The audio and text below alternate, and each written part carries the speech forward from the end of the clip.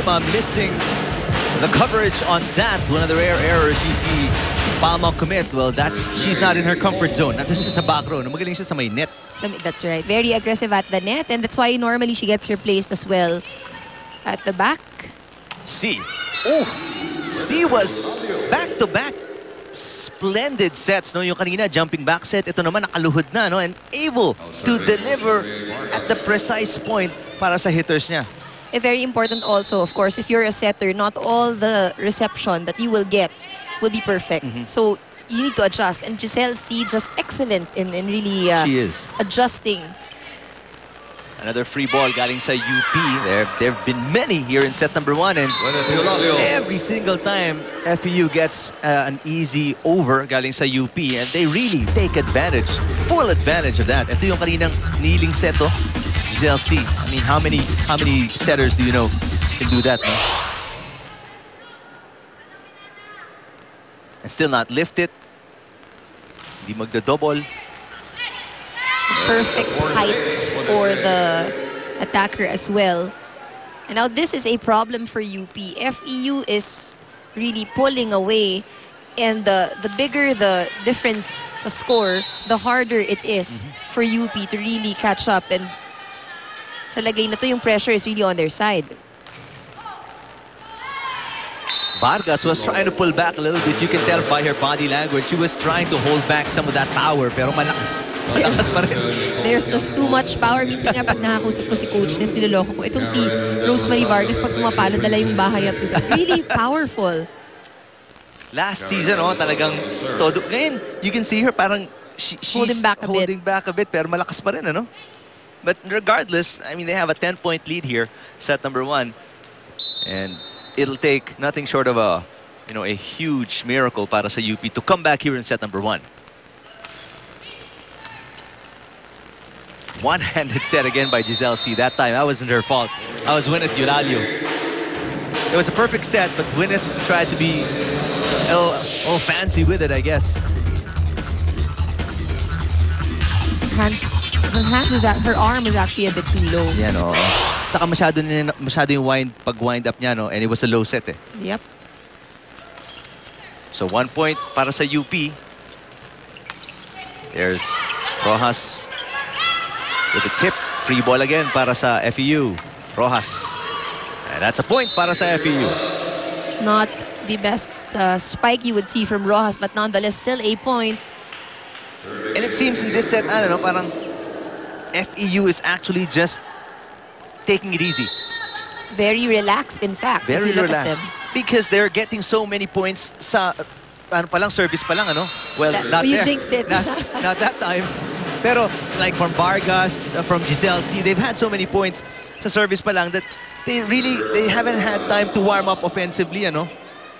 And I guess that's also why UP is having a difficult time, because the services here of FEU are just really strong and mahirap talagang i-receive. Again, Giselle C making something out of nothing. She was sitting down on the Taraflex there, set it up, and may touch sa net ang UP. Check ball, tawagin natin dito sa ating tournament. So point para sa FEU, 21-11. FEU.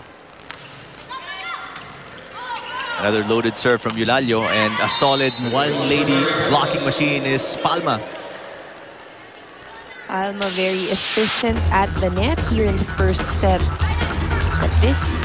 And you can see the positionings, depensa ng FEU, no? They don't even bother to help out Palma. They know Palma can do it on her own. And they just cover on the side. On the sides lang sila, no? That's very different from what we usually see, ano, na dalawa nagtutulungan regardless of the height of the other player. Pero dito, they leave Palma on her own because she is a very capable defender. Chamzon for UP. Rojas. Rojas. Too long.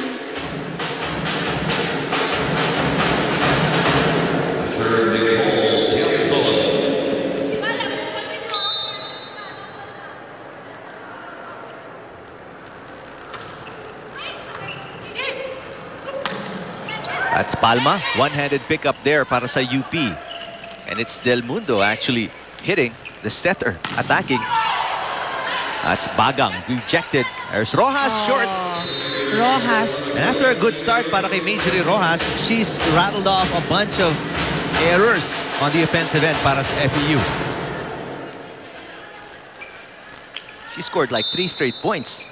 And she looked perfect at the beginning of this set. Pero yun nga, wala silang time mag-init, no? Because of the points they're getting, and it seems like they're taking it really easy in the latter part of set number 1. Well, they only need 3 points, eh. That's right. Almost. It was actually this is actually a quick first set for FEU. And look at this, keeping the ball alive. What a save by C. Here's Ong attacking. Ong is too long. If you're with UP, what you want is to just really make sure you don't commit as much errors, especially with this lead that FEU has. Parang sure ball na lang, ano? Sure ball, eh. At least maipasok mo, you make sure that you won't just give away a free point. And then just grind it out. Ipasok mo lang, doesn't have to be loaded, hindi kailangan kargado, hindi kailangan malakas, hindi kailangan maganda yung angle, basta defend na lang kayo ng defend, no? For all you know, yung opponent yung mag-error. Of course, you cannot just wait for the opponent to commit an error for you to score a point, but it's better than you just really giving away. Throwing it away. And there's another one, another point thrown away as Ong medyo nanggigil, masyadong mababa, masyadong steep. Yung palo, tumama sa ilalim na ng net. So, set point, FEU really cruising, to say the least, here in set number 1. They're so relaxed, even their serves aren't going in. Service errors are just there for FEU. Sayang, ano, these are the points that are wasted.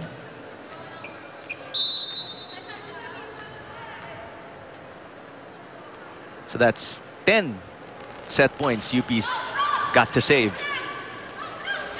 Vargas.